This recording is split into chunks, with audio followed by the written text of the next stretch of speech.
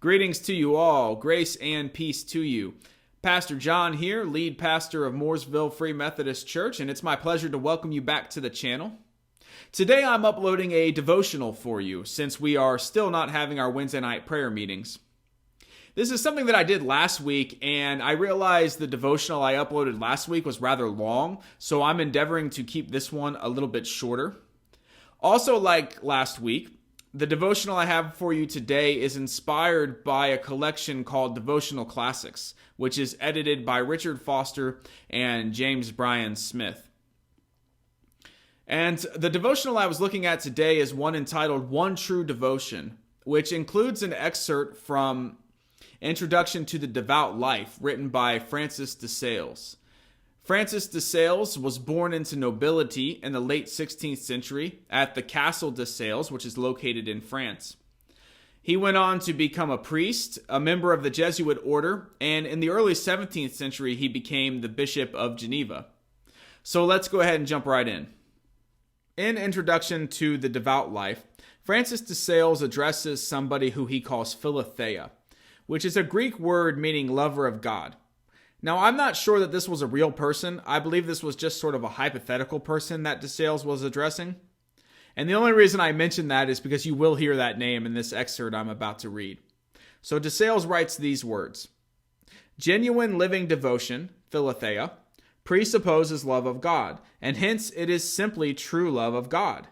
Yet it is not always love as such. Inasmuch as divine love adorns the soul, it is called grace, which makes us pleasing to his divine majesty. Inasmuch as it strengthens us to do good, it is called charity. When it has reached a degree of perfection, at which it makes us not only do good, but do this carefully, frequently, and promptly, it is called devotion. What de Sales is trying to do up to the point of that excerpt that I just read is sort of clarify what true Christian devotion is. We sometimes think of devotion as all of these things that we do, what you might call spiritual disciplines. So that would be things like regular prayer, study of the scriptures, attending church services, giving alms, fasting, observing the sacraments, and so on and so on. Now, all of those things are great. They're important parts of the Christian journey, and they're all things that we should be practicing.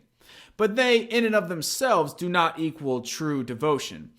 It is possible for a person to develop the habit of doing those things without ever having truly committed their heart to God. And so they've just created sort of this appearance of being a devout person. But a person who is truly devout is a person that will be just bursting at the seams with the love of God. And that is that love, as de Sales writes, that strengthens us to do good. And it's that good that we do carefully, frequently, and promptly. So only if those spiritual disciplines are paired with that kind of love for God can it truly be called devotion. Something else that de Sales writes that I find to be both fascinating but also correct according to my own personal experiences is this idea that developing habits like those spiritual disciplines that I mentioned a few moments ago is something that can be quite challenging. It can be very rigorous. Yet a person will find that as they continue to grow in the love of God, that developing those habits becomes easier and easier. Not only that, it can become sweet and pleasant. And if that's true of those spiritual disciplines, imagine how much more so the love of God will make it sweet and pleasant to do good things on behalf of humankind. The Apostle Paul writes in Romans chapter 13, verses 8 through 10, "Owe no one anything except to love one another. For the one who loves another has fulfilled the law. The commandments, you shall not commit adultery, you shall not murder, you shall not steal, you shall not covet, and any other commandment are summed up in this word: love your neighbor as yourself. Love does no wrong to a neighbor. Therefore, love is the fulfilling of the law." Now, on the day that I'm uploading this video, March 25th, 2020, these words of the Apostle Paul's to myself and to the church come to us in a very timely manner. This is a time where it's vitally important for the church to remember this commandment to love our neighbors as ourselves. So what I'm urging you to do this week is find a way to do something good for a neighbor. I know it can be a little bit hard considering that we are under a shelter-in-place order, but this could be something as simple as a phone call just to check in on them. But it could be that one of our neighbors is in real need of food or medicine. So this could mean dropping those things off for them, if you're able to, of course.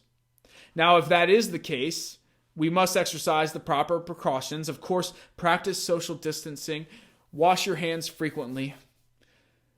But let's all join in praying together right now that God would give us a spirit of wisdom and revelation so that we can know how to do good for one another.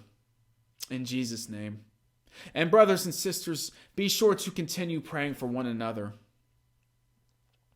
So for now, stay safe, stay healthy, and until I see you again, God bless you and go in peace.